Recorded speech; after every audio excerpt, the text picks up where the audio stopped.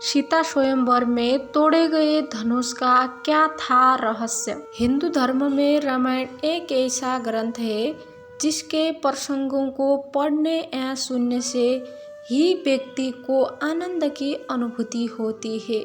वैसे तो रामायण का हर एक प्रसंग ही मन को मोहित करने वाला है, लेकिन आज हम बात करेंगे राम और सीता के स्वयंवर से जुड़े एक प्रसंग के बारे में, जिसमें श्री राम द्वारा तोड़े गए धनुष को लेकर कुछ रहस्य बताया गया है जो शायद ही किसी को पता हो। तो चलिए हम बात करते हैं इस प्रसंग के बारे में। राजा जनक भगवान शिव के वंशज थे और भोलेनाथ का धनुष उनके राजमहल में रखा था।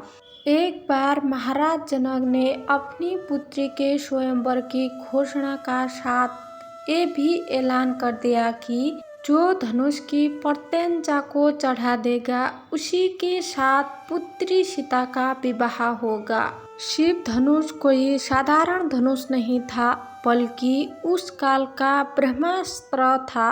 शंकर जी का परम भक्त रावण भी उस धनुष को पाने के लिए माँ सीता के स्वयंवर में आया था।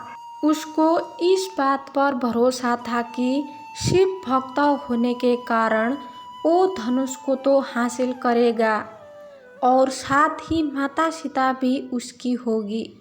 उस चमत्कारी धनुष के संचालन की विधि राजा जनक, माता सीता, आचार्य श्री परशुराम और आचार्य श्री विश्वामित्र को ही ज्ञात थी।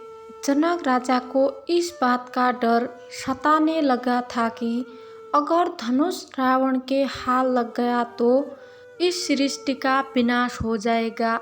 इसलिए विश्वामित्र ने पहले ही भगवान राम को उसके संचालन की विधि बता दी थी। जब श्री राम द्वारा वो धनुष टूट गया तभी परशुराम जी को बहुत क्रोध आया, लेकिन आचार्य, विश्वामित्र एवं लक्ष्मण के समझाने के बाद कि वो एक पुरातन यंत्र था इसलिए संचालित करते ही टूट गया, तब जाकर श्री परशुराम का क्रोध शांत हुआ।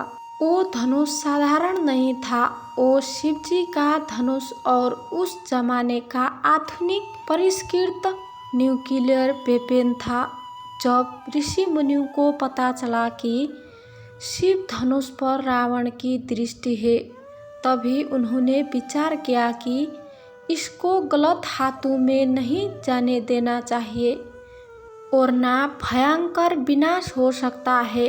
तो इसलिए धनुष को नष्ट करने का आयोजना करने के लिए यही व्यक्ति चुनने का निर्णय ऋषि विश्वामित्र को दिया गया और तब सीता स्वयंवर का आयोजना हुआ और प्रभु श्री राम जी द्वारा वो नष्ट किया गया। वीडियो अच्छी लगी हो तो हमारे चैनल को लाइक और सब्सक्राइब करना ना भूलें।